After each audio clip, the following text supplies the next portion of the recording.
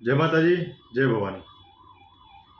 મિત્રો, હમણાં તાજેતરમાં રાજુ કથાકાર નામના એક વ્યક્તિએ ક્ષત્રિય ઠાકોર સમાજ માટે બેફામ વાણીવિલાસ કર્યો છે।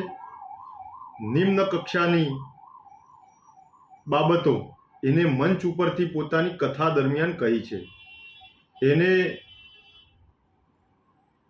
લગ્ન સંબંધે અને ક્ષત્રિય ઠાકોર સમાજ નીચ વર્ણ અને સંસ્કાર વિહીન છે એવી ભાષાનો એને ઉપયોગ કર્યો છે। પહેલાં તો આ રાજુને હું સાધુ માનતો જ નથી। સાધુ અને એને 100 ઘઉંનું છેટું છે। સાધુના રૂપમાં આ શૈતાન છે, આ હવસખોર, આ શૈતાન, આ નલાયક વ્યક્તિ સનાતન ધર્મ અને સંસ્કૃતિને લજવે છે, હિન્દુ સમાજ વ્યવસ્થાને લજવે છે, સનાતન ધર્મના ભગવા ભેખને લજવે છે, કથાકારના એ વિશેષ સન્માનને લજવે છે। એટલે આને બાપુ કહી અને સંતોનું, મહાત્માઓનું એમનું અપમાન આપણે ના કરીએ। આ રાજુ એ નફ્ફટ વ્યક્તિ કથાકારની વ્યાખ્યામાં આવતો જ નથી। એને જે પ્રકારની ભાષાનો ઉપયોગ કર્યો છે, જે શબ્દોનો પ્રયોગ કર્યો છે, એને વખોડી અને કડક શબ્દોમાં આપણે એનો પ્રતિકાર કરીએ।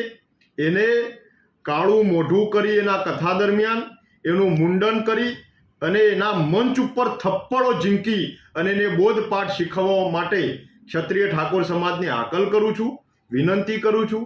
ક્ષત્રિય ઠાકોર સમાજનો ઇતિહાસ શું છે, ક્ષત્રિય ઠાકોર સમાજ એ શૂરવીર ગાથાઓ એ જાણતો નથી, એ વાકેફ નથી। એને ઉત્તર ગુજરાત, મધ્ય ગુજરાતના ક્ષત્રિય ઠાકોર સમાજના વારસાનું એને 1% પણ જેને જ્ઞાન નથી એવા કથાકારને આપણે આપણી ભાષામાં જવાબ આપવો જ પડશે।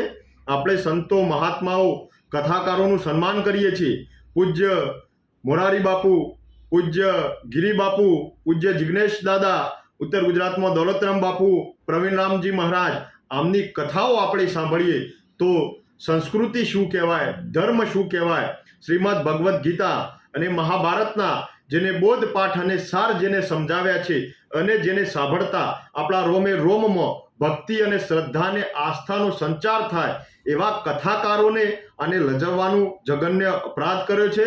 એટલે આ કથાકારને તો આપણે ક્ષત્રિય ઠાકોર સમાજના તમામ સંગઠન, તમામ સંસ્થા, તમામ મંડળો, બધા યુવાનોને હાકલને વિનંતી અને અપીલ કરું છું કે આને મંચ ઉપર એની ભાષામાં જડબાતોડ જવાબ આપો।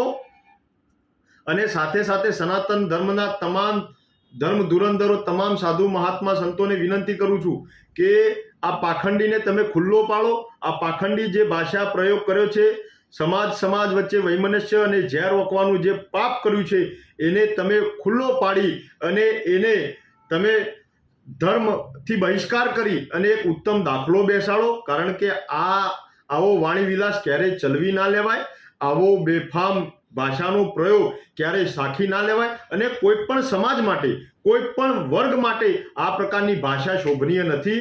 એટલે હું બધાને વિનંતી કરું છું કે આને તો કાયદેસર લાફા ઝીંકી અને જડબાતોડ જવાબ આપો। એને પ્રસાદ મળવો જ જોઈએ। પણ સાથે સાથે સમાજના સંતો, મહંતો, સનાતન ધર્મના તમામ સાધુ મહાત્માઓને પણ અપીલ કરું છું કે આનો બહિષ્કાર કરી અને આને ખુલ્લો પાડો।